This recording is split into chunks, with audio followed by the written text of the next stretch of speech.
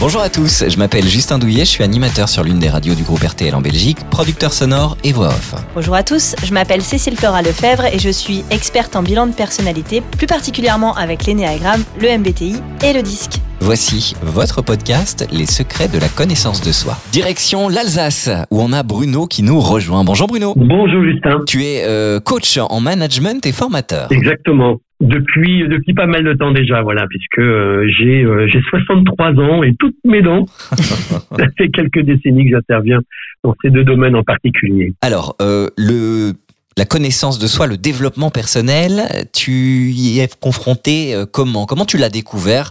Comment tu as décidé finalement de te lancer là-dedans et de découvrir tout ça ? Avec, j'irai un point essentiel en ce qui me concerne, qui remonte à la naissance de mon fils. Mon fils est né en 94, donc il a 30 ans maintenant. Et on s'est rendu compte vers ses 2 ans et demi que quelque chose clochait en lui.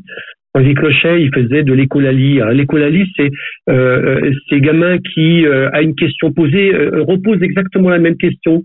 Du genre, comment tu vas Antoine ? Et lui répondait, comment tu vas ? Et puis d'autres symptômes comme ça qui nous faisaient croire qu'il y a quelque chose qui n'allait pas. Et puis en fait, on s'est très vite rendu compte que notre fils était et est encore aujourd'hui autiste Asperger. Et tout est parti de là. Vraiment, tout est parti de là. Je me suis rendu compte que je ne savais rien du tout sur tout ce qui est l'enfance, ce qui est l'autisme, ce qui est l'accompagnement. À cette époque-là, il y avait des choses qui se faisaient, mais pas grand-chose. Il était accompagné par pédopsychiatre, orthophoniste, si c'était que je me sentais vraiment très démuni. Et donc, je me suis plongé à fond, mais vraiment à fond, dans la connaissance de soi et des autres. C'est comme ça que c'est vraiment venu, en fait. Alors, de là, évidemment, tu as découvert différents outils. J'imagine, il y en a plein. Est-ce qu'il y a un outil en particulier, un outil qu'on pourrait qualifier de coup de cœur que tu souhaiterais nous partager ? Oui, alors mon outil, alors il y a évidemment il y a plusieurs outils qui me tiennent à cœur et qui sont aussi des outils qu'on retrouve dans la boîte à outils des coachs ou de managers ou de formateurs qui sont comme la PNL, l'analyse transactionnelle, tous ces outils que l'on connaît pour beaucoup en tout cas. Et il y a 2 outils moi majeurs qui m'ont particulièrement marqué et qui me marquent encore aujourd'hui. C'est l'énéagramme et puis l'approche narrative. Et cet outil-là, particulièrement, m'a énormément aidé et m'aide encore aujourd'hui, à la fois dans le job que je tiens et à la fois aussi dans ma communication et puis dans l'accompagnement des autres de toute façon, d'une façon générale. Et puis en fait, il y a un point commun entre l'approche narrative et l'énéagramme qui est on est créateur de sa propre réalité puisqu'en fait, on n'est que la somme de ce qu'on se raconte. Je sais qu'il y a une phrase qui a beaucoup changé ma vie, c'est « une pensée n'est qu'une pensée ». Et à partir de là, on se rend compte que finalement, ce qu'on se raconte dans notre tête, les pensées deviennent des états internes, qui deviennent des comportements, qui deviennent des résultats, mais tout à la base ne part que d'une pensée et que d'un filtre de perception et qu'on peut décider de commencer à percevoir les choses autrement. Et c'est en ça que l'énéagramme est puissant, parce qu'on se rend compte qu'on perçoit la réalité au travers d'un filtre qui nous est propre, au travers d'une paire de lunettes qui colore les choses d'une certaine manière. Et finalement, l'approche narrative, elle a un peu le même but, c'est de nous montrer que on se raconte les choses et on va les filtrer. Et d'ailleurs, toi et moi, je pense qu'on a été confrontés aux mêmes choses, c'est de se rendre compte que dans nos clients, à des clients qui ont vécu la même chose, soit on décidé de le transformer en une certaine résilience et certains autres, c'est un boulet au pied et ils sentent que ça les freine et ils disent parce que j'ai vécu ça, alors je ne peux pas faire ça. Et d'autres, parce que j'ai vécu ça, et c'est ce même ça, du coup, je suis devenue cette personne. Et donc, on se rend bien compte que tout dépend de l'histoire qu'on va décider de se raconter à l'égard de ce qu'on a vécu. On n'est pas responsable de ce qu'on vit, mais on est responsable de ce qu'on va en faire. Exactement. Et effectivement, il y a beaucoup de similitudes. Et puis, de toute façon, les travaux de l'approche narrative reposent sur beaucoup d'influences. Et l'idée, en fait, alors pour une fois, c'est pas américain. Cet outil est néo-zélandais et australien. Ce sont 2 personnes, Michael White et David Epson, qui ont mis ça au point, avec évidemment, donc encore une fois, avec des influences, et qui partent d'un postulat qui est Et c'est ce que tu dis, Cécile Flora, qui part d'un postulat qui est, ce n'est pas tant ce que nous avons vécu que nous retenons, c'est l'histoire que l'on forge à travers ce que nous avons vécu. Et ce sont les histoires qui tracent nos vies, en fait. Et donc, ça développe des croyances. Et il y a des croyances qui nous stimulent, qui nous font avancer, là où il y a des croyances qui peuvent complètement nous freiner, nous inhiber, nous empêcher, en fait, de nous réaliser. Et dans le cadre de l'approche narrative, c'est d'arriver à faire de telle sorte que lorsqu'on se sent bloqué, quand on est dans l'incapacité d'être à nouveau dans le mouvement de la vie parce que des croyances nous inhibent, d'aller chercher, on appelle ça l'exception, d'aller chercher dans l'histoire que racontent ces personnes le moment où cette croyance qui inhibe n'existe plus quelque part. Et on va aller faire de telle sorte qu'on puisse comme tracer, comme tisser une nouvelle histoire, on appelle ça dans le jargon de l'approche narrative épaissir, pour donner une nouvelle histoire qui stimule et qui donne en fait du sens à la personne qui a vécu des moments difficiles, par exemple. Pour revenir à mon fils, justement, c'est un lien très fort par rapport à ça, parce que lui, à aucun moment, dans le cadre de sa scolarité, j'ai voulu signifier qu'il était Asperger. Donc, je voulais pas qu'il soit montré du doigt. Je voulais pas du tout qu'il soit considéré comme quelqu'un à part. Bon, vous doutez bien que malgré tout, il y avait des comportements qui faisaient qu'il y avait quelque chose qui le rendait différent des autres, vraiment différent des autres. Et le chemin qui a été parcouru nous a offert la possibilité à lui comme à moi, et par rapport à cette approche narrative qui a été un moment très très fort dans nos vies respectives, de tisser des croyances très fortes qui lui offrent aujourd'hui la possibilité d'avoir une vie quasi normale. Et pour moi, de me découvrir à travers le prisme du rôle du papa, et donc de forger en fait, je dirais des croyances nouvelles par rapport à un rôle de père, parce qu'en fait j'ai hérité l'éducation parentale et je n'aurais pas jeté la pierre à mon père, qui est au demeurant un homme formidable. C'était que il y avait des postures, des attitudes qui étaient complètement inadaptées par rapport à ce que moi je devais vivre avec mon fils. Et ça remet tout en question, tout à plat. Donc l'idée, c'est de se créer de nouvelles histoires, donc de nouvelles croyances. Et ça, c'est quelque chose de vraiment formidable. À un tel point que le lien que j'ai aujourd'hui encore, et j'espère pour longtemps, avec mon fils, c'est un lien très très fort, vraiment très fort. Et à tel point d'ailleurs qu'il m'appelle, ça c'est aussi très très Asperger, mais qui m'appelle parfois pour des broutilles qui pour quelqu'un d'autre n'aurait aucun sens pour appeler, quoi. Une poignée de porte qui cloche, n'importe qui réparait la poignée de porte, lui il faut qu'il l'appelle pour savoir comment va la poignée de porte, quoi. En attendant, ça donne quelqu'un qui s'épanouit et qui est vraiment heureux dans sa vie. Et cet outil-là, entre autres, nous a énormément apporté et m'apporte encore aujourd'hui. Merci Bruno pour ce partage très touchant. On va aussi parler d'un projet qui te tient tout autant à cœur. Tu es co-auteur d'un documentaire qui s'appelle Le Voyage du héros. C'est un 52 minutes. Est-ce que tu peux nous en parler ? Oui, alors j'ai la chance de donner des cours à l'école de management de Strasbourg et puis à Exena, donc l'INSP. Et dans ce cadre-là, et plus particulièrement avec l'école de management de Strasbourg, on m'a demandé justement de faire 2 sessions de cours sur le développement personnel par rapport à des ingénieurs qui font des cycles en management. Et je me suis dit, tiens, ça serait bien de parler du voyage du héros. Parce que je trouve que c'est un outil qui est formidable, qui offre la possibilité de voir la façon dont on trace son chemin, avec tout ce qui peut être de bon et de moins bon. Quand on parle de développement personnel, parfois on stimule que les bons aspects, et dans le voyage du héros, il n'y a pas que ça. Et j'ai été voir, j'ai un voisin qui est caméraman, alors ça tombe vraiment bien, puis en plus c'est un super pote. J'ai été le voir pour lui dire, ce serait peut-être bien de faire un film. Au début, je pensais à 20 minutes, 28 minutes, sur les travaux d'un certain Joseph Campbell.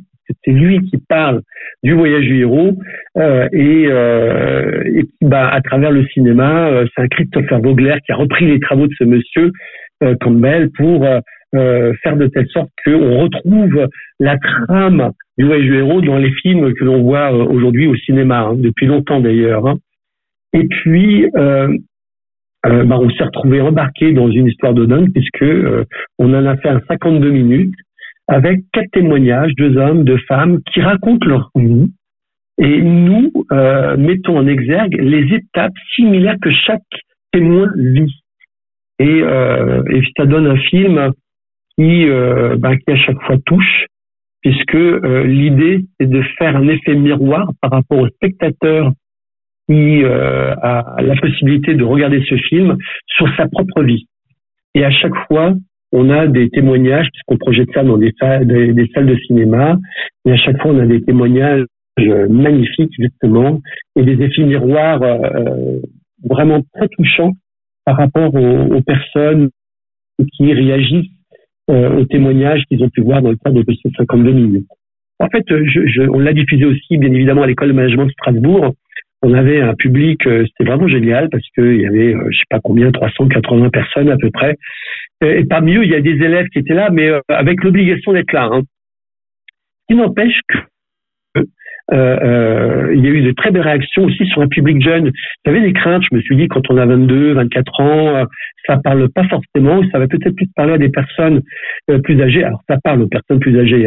La vie n'est pas un long fleuve tranquille, et pour ceux qui ont vécu des moments difficiles, ça parle indéniablement. C'était que pour un public plus jeune, j'ai été avec Chris, on a été particulièrement surpris des réactions qu'il y a eu par rapport à ce voyage du héros, parce que même jeune, il y a un effet qui est là, qui offre la possibilité pour certains de se prémunir en fait de certains pièges peut-être à éviter, ou en tout cas de se dire où est-ce que j'en suis dans mon voyage du héros, quels sont les démons auxquels je fais face. On doit appeler ça des démons, les défis, les embûches, comme dirait Campbell. Et puis, quels sont mes mentors? Et je crois que dans le voyage du héros, ce qui est vraiment génial, c'est de savoir sur qui je peux compter, quelles sont les personnes qui me soutiennent, quels sont mes mentors, pour arriver à faire de telle sorte que je puisse franchir le seuil et aller dans l'inconnu. Parce que la vie est ainsi faite, on s'accroche à notre zone de confort, on veut rester dans cette zone de confort, alors que le voyage du héros t'oblige en fait à aller dans l'inconnu. La vie est faite de défis, et ces défis à relever sont toujours dans cette zone très inconfortable qu'on ne connaît pas. Et quand on bénéficie de mentors, et qu'on sait les repérer et puis s'appuyer dessus, c'est quelque chose qui donne les moyens d'être beaucoup plus, je dirais, à défaut d'être à l'aise, en tout cas, de se sentir rassuré. Et ça, c'est énorme. Et c'est ce dont je me suis rendu compte avec beaucoup de recul de ce que j'ai pu apporter, par exemple, par rapport à mon fils, bien évidemment, par rapport à d'autres. C'est une chance, mais vraiment par rapport à mon fils. Et ça, c'est vraiment des moments qui sont géniaux, quoi. Et le voyage du héros, quand on s'immisce là-dedans, de se dire où est-ce que j'en suis dans ma vie, qu'est-ce que ça m'apprend de ce que je suis, qu'est-ce que ça donne dans le sens que je veux donner à ma vie, et quand on s'intéresse vraiment à ça, ça devient quelque chose d'extraordinaire. Oui, je confirme, puisque tu m'as fait l'honneur de me laisser l'accès à ton documentaire dans le programme Se découvrir avec l'énéagramme. Et mes stagiaires ont pu le découvrir, et ça a été un effet waouh. Il y en a beaucoup qui ont pleuré, qui ont été très touchés, qui se sont reconnus dans certains témoignages.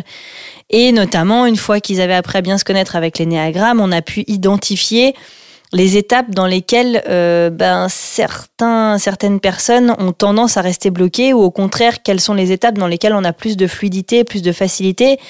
Donc ça permet de ton documentaire, et quand on s'intéresse au voyage du héros, de connaître, de conscientiser les étapes. Ensuite, de comprendre les phases et d'acceptation d'un changement et des cycles. Et puis derrière, l'idée, c'est de comprendre comment on peut traverser ces étapes, et de mettre, encore une fois, c'est une ouverture de conscience, ouvrir sa conscience à ce qui se passe quand ça se passe. C'est-à-dire qu'aujourd'hui, moi, j'ai plein d'anciens stagiaires qui me disent « Ah, alors dans mon voyage du héros, je suis dans cette étape-là ». Et en plus, je trouve le mot sympa, ça nous ramène en enfance, le voyage du héros, ça nous rappelle justement les épopées qu'on voit dans les dessins animés, dans les contes, et on se rend compte qu'il y a toujours une même trame. D'ailleurs, c'est une trame qui est utilisée pour bâtir un scénario. Je travaillais avec quelqu'un qui fait Énéagramme et cinéma et qui en parle et qui dit c'est chouette que Bruno Laurent en parle avec le développement personnel, parce que souvent c'est utilisé pour on en parle quand on apprend à écrire un scénario, et moi je trouve que c'est un outil qui encore une fois est simple, qui parle à tout le monde et qui permet de mettre de la conscience et des mots sur des fois un espèce de brouhaha ou de cacophonie ou de malaise ou de trucs qu'on comprend pas, et parfois quand on est en train de naviguer et qu'on n'a pas vraiment vu sur ce qui se passe, c'est intéressant de revenir à des choses très simples.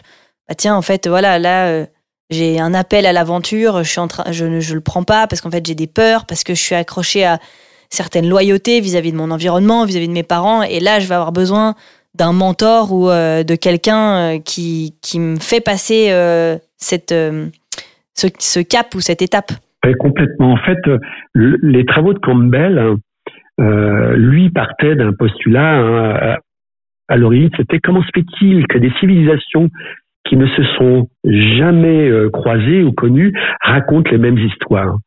En fait, on raconte l'histoire de l'humanité à travers ces étapes. Et l'idée des travaux de Campbell, à travers son livre qui s'appelle Le Monomythe, c'est de démontrer qu'en fait, ces histoires de vie sont plutôt des vies intérieures. C'est une quête intérieure. Bien évidemment, le fait de faire le voyage du héros nous oblige à être en contact avec tout notre environnement. Et ce que tu dis est très juste, c'est que quand on comprend les étapes, c'est comme une pierre de rosette. C'est-à-dire que ça offre la possibilité de te dire « Ah, mais j'en suis là ». Ça va pas rendre les choses forcément plus faciles, mais on va mieux les comprendre. Et puis, les défis auxquels nous faisons face, c'est pas forcément de notre faute. Ça, c'est d'ailleurs même pas de notre faute. C'est l'humanité, c'est comme ça. C'est ce que nous vivons tous. Nous sommes tous face à de l'injustice. Nous sommes tous face à de l'incompréhension. On est tous confrontés à des choses terribles dans la vie, que ce soit des problèmes de fric, mais ça peut être des problèmes de santé, des problèmes de relations toxiques, ou être face à un défi parce qu'on veut entreprendre quelque chose et puis il est complètement démuni. Parce que dès lors que l'on désire quelque chose, les problèmes se mettent en place. Et dans le cadre de ce voyage du héros, est extraordinaire, en tout cas pour moi, et dans le partage que je peux faire avec d'autres, c'est que ça offre cette possibilité, comme une boussole, de se dire, voilà où j'en suis. Je comprends mieux d'abord mes agissements, je comprends mieux mes obstacles, parce que parfois je les crée moi-même. Je peux mieux comprendre aussi que mes obstacles sont souvent que dans ma tête, et pas forcément uniquement vis-à-vis de l'environnement. Et puis, à travers ça, c'est qu'est-ce que je peux entreprendre, qu'est-ce que je peux faire pour pouvoir m'extirper de ça, mais surtout aussi d'en tirer des leçons. Car la vie est ainsi faite, si je suis dans l'incapacité d'en tirer des leçons, je grandis pas. Or, la vie est faite d'apprentissage. Et le voyage du héros, ce sont des apprentissages. Et dans l'apprentissage, qu'est-ce qui se passe? On se casse la figure. Souvent, on tombe, on chute. Et c'est bien parce qu'on chute qu'on apprend. Et parce que j'apprends et que je suis en capacité à en tirer des leçons, j'arrive à mieux avancer dans ma vie. J'arrive en fait à avoir plus d'outils quelque part pour pouvoir affronter ce que je dois affronter. Et m'offrir, plus de possibilités pour pouvoir réagir face à une situation. Si par exemple, je suis que dans le mensonge face à des situations auxquelles je fais face et que je ne sais que mentir parce que c'est la seule solution que j'ai trouvée pour pouvoir m'extirper d'un mauvais pas, et que à travers la vie que je mène, je suis en capacité de tirer des leçons, je vais me rendre compte que le mensonge, c'est peut-être pas forcément la bonne solution, qu'il y a plein d'autres façons de pouvoir réagir pour pouvoir me respecter, m'aimer et arriver à progresser. Et le voyage du héros là-dedans est vraiment dans cette façon d'approcher, cette façon de grandir, est quelque chose de génial, parce que ça dit bien ce que ça veut dire. C'est un voyage, donc on est dans le mouvement. La vie est un mouvement. Si on est pris d'un trauma, ça bloque, on n'avance plus, on peut plus bouger, alors que c'est bien le mouvement qui nous fait grandir. Héros, et tu l'as bien dit tout à l'heure, on est l'héros et l'héroïne de sa vie. C'est pas peu que de dire héroïne, parce que ça demande du courage. Ça demande de la pugnacité et du courage. Si je n'ai pas ça, je m'enferme à nouveau, je suis à nouveau bloqué. Et puis, les voyages du héros, on emmène. Il y a un voyage du héros qui est notre vie, mais il y a plein de voyages du héros qui sont dedans. Hein. Il y a plein de voyages du héros, un divorce, un licenciement, la volonté de créer une boîte. Ce sont plein de voyages du héros. Et parfois, il y a des personnes qui vivent plusieurs voyages du héros en même temps. Et ça, c'est très chaud, hein. Vraiment très très chaud. Oui, merci. Je pense que pour les gens qui nous écoutent, ça va leur parler. Il y en a peut-être déjà qui ont identifié dans quelle étape ils étaient. Alors parfois, on fait des boucles sur certaines étapes, puis on a du mal à passer sur les dernières étapes. Et effectivement, nous, en tant qu'accompagnants du changement, utiliser le modèle du voyage du héros, ça fournit un cadre structuré pour guider nos clients à travers un processus de développement personnel et ça leur permet d'identifier simplement dans quelle phase ils sont bloqués. Pour faire court, pour donner quand même quelques étapes, bon, il y en a une douzaine, mais pour faire très simple, il y a l'étape de la vie ordinaire. Dans cette vie ordinaire, elle peut être inconfortable, mais on est dans cette zone de confort parce qu'on connaît bien cette vie ordinaire. Et puis, il va se passer quelque chose qui va nous amener justement à nous dépasser, puis à quitter cette vie ordinaire. Et dans ce dépassement, en général, on négocie toujours avec le passé. On n'a pas tellement envie de franchir ça. Et c'est souvent donc un mentor qui va nous inviter à franchir le pas. Et quand on passe le seuil, on peut plus faire machine arrière. On est parti dans cette aventure. Et c'est là où commence véritablement le voyage du héros. On va faire preuve, on va faire face à des épreuves, à des défis, à des démons, des dragons, peu importe les noms qu'on donne. Mais il y a des ennemis, voilà, puis on va y trouver des alliés. Ça nous forge, c'est notre vie, c'est notre quotidien. Hein, quand on est vraiment confronté à un voyage du héros. Et puis à travers ça, il y a cette fameuse étape qu'on appelle l'épreuve ultime, et qui est vraiment la transformation complète que l'on vit, qui nous offre la possibilité, à travers cette transformation complète, de repartir avec l'objet de notre quête. Et puis, quand on revient à cette vie ordinaire, on n'est plus la même personne, on a changé. Et ça nous rend plus forts. Voilà, c'est résumé évidemment très rapidement par rapport à ce voyage.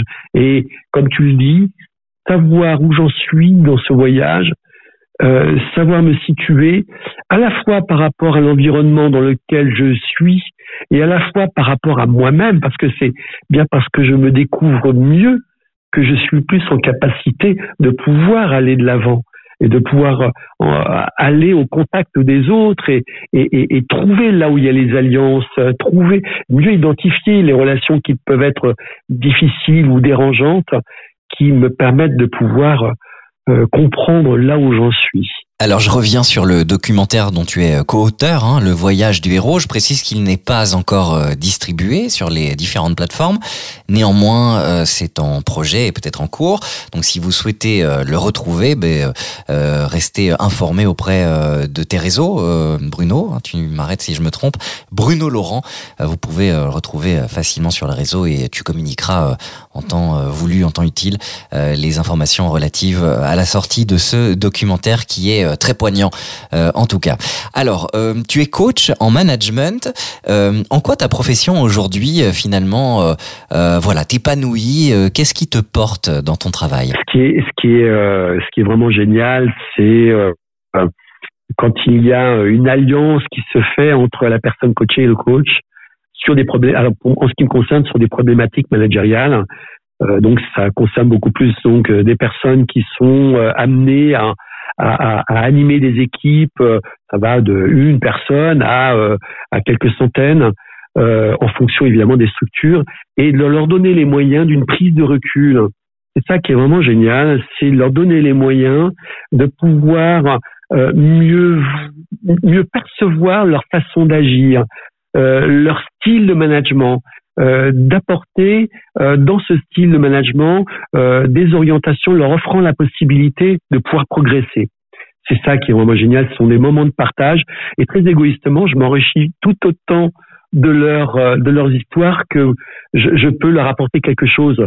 C'est un échange est vraiment extraordinaire. Et pour avoir managé des grosses structures et pour avoir été formé évidemment au coaching, ces temps d'échange sont de véritables bulles d'oxygène qui permettent, je dirais, pour que la personne qui est dans cette situation à mieux se comprendre, à mieux comprendre les enjeux et arriver à mieux piloter quelque part. Et ça, c'est des super moments parce que quand ça match et puis quand on voit que ce qui a été mis en œuvre porte ses fruits, moi j'en suis très heureux, vraiment très très heureux. Et puis à travers ça, c'est aussi de donner les moyens. Le coaching, quelque part, il y a du développement personnel, hein, quoi qu'on en dise. C'est aussi pour la personne de pouvoir aussi avoir un effet miroir et de grandir à travers ça. Et pour peu que cette personne soit vraiment acheteuse du coaching et qu'elle décide de se re-questionner et de voir que cette personne grandit à travers ça, c'est un enrichissement qui est vraiment génial, quoi. C'est vraiment vraiment super.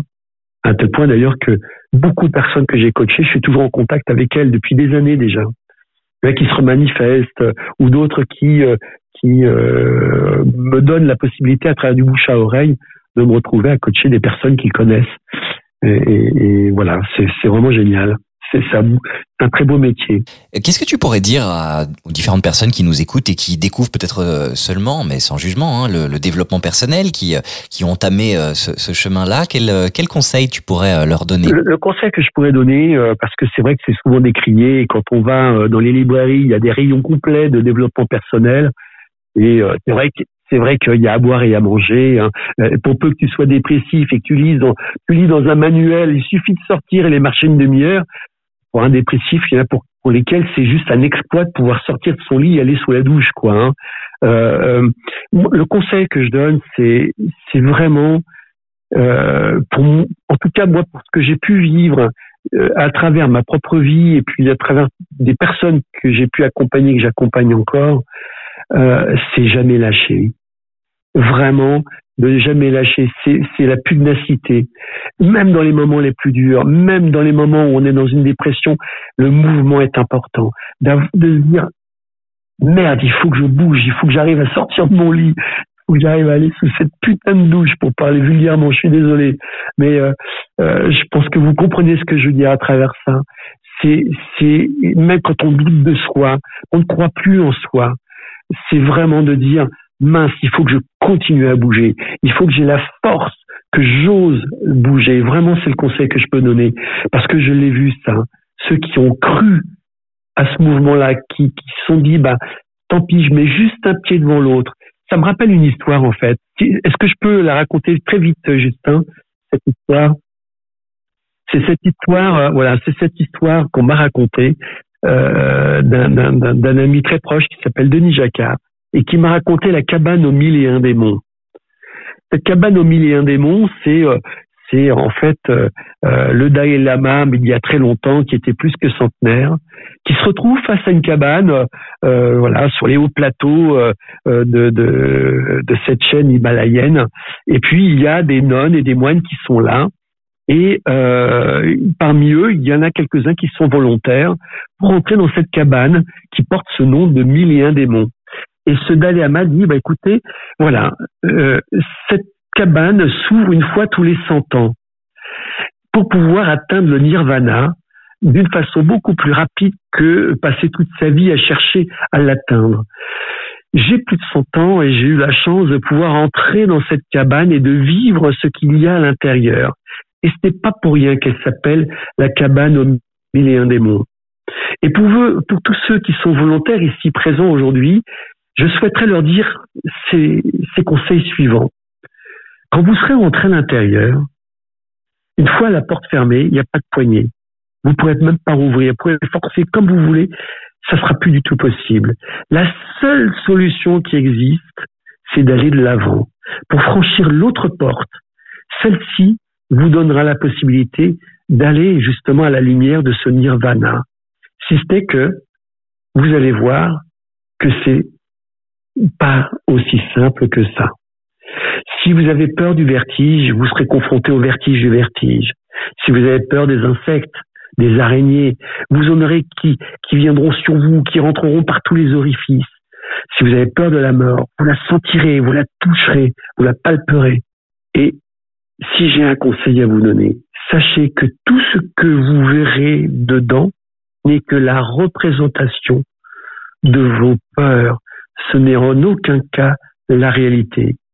Malheureusement, quand vous serez à l'intérieur de cette cabane, vous aurez oublié tout ce que je dis. Pour vous, tout ça ne sera que réalité. Alors voilà mon conseil. Mon seul et unique conseil, quoi que vous voyiez, quoi que vous ressentiez, quoi que vous respiriez, quoi que vous touchiez, pensez qu'à une seule chose. Mettez un pied devant l'autre. Mettez juste un pied devant l'autre. Et c'est ça que je veux vous donner comme conseil. Quoi qu'il nous arrive, même quand on est bloqué, pris vraiment par des choses très difficiles, c'est juste de mettre un pied devant l'autre et d'avancer. Message reçu 5 sur 5. Bam. Merci pour la leçon. Et tu sais, vraiment, ceux qui nous écoutent, je vais répéter cette phrase. Une pensée n'est qu'une pensée. Et tu viens de dire quelque chose d'important là par rapport à la mort. Moi, pendant des années, j'étais terrorisée à cette idée-là. Jusqu'à ce qu'un jour, je change l'histoire que je me racontais à l'égard, l'histoire que je me racontais à l'égard de la mort, et ça a fait changer complètement mes états internes, mes représentations, voire même, je suis passée d'une peur panique à comme un sentiment d'envie et de curiosité. Me dire, tiens, en fait, si finalement, c'est peut-être même peut-être qu'après la vie, c'est peut-être pas la mort, en fait. Peut-être que c'est une autre vie, peut-être que c'est même, en fait, ce qu'on appelle la vie, c'est peut-être pas la vie. Si ça se trouve, là, on est mort et on le sait pas. Puis si ça se trouve, après, c'est la vie. Et je suis partie dans des questions existentielles et je me suis dit, waouh, en fin de compte, c'est tellement génial de pouvoir me recréer avec de la curiosité et l'histoire que je me raconte, une autre réalité, mais à laquelle je crois. C'est pas juste une histoire que je me raconte. Et à travers cette histoire, j'ai envie de partager aux gens, vraiment, tout va dépendre de l'histoire que vous allez vous raconter à l'égard d'un événement passé ou à l'égard d'un événement futur. Et tout n'est que pensée. Et là-dessus, vous avez le pouvoir. Exactement. Et puis, si tu me permets de rajouter quelque chose par rapport à ce que tu as évoqué, à laquelle je viens de penser, et qui revient aussi à l'approche narrative et de ce que tu viens d'évoquer, notre point de vue n'est qu'une perception de la réalité, ce n'est pas la réalité. Et pour peu que je change de perception, comme tu viens de l'évoquer à travers ton histoire, je peux déjà commencer à raconter une nouvelle histoire. Et on est tellement, il y en a qui sont tellement dans les certitudes de leur pensée qu'ils ne voient pas qu'ils restent bloqués telle la mouche qui se cogne à la vitre alors que la vitre est grande ouverte à côté. Et qu'il suffit justement de prendre du recul et et d'accepter, en fait, parce que c'est pas toujours aussi évident, une autre perception, parfois la perception d'un mentor, la perception de quelqu'un aussi qui dit quelque chose en face de soi en se disant, mais elle n'a pas forcément tort, je devrais peut-être reconsidérer ce qu'elle me dit avec une perception nouvelle. Et donc, de fait, je peux voir les choses différemment. Et le fait de donner de nouveaux prismes à la perception que j'ai de ma réalité m'offre la possibilité de grandir.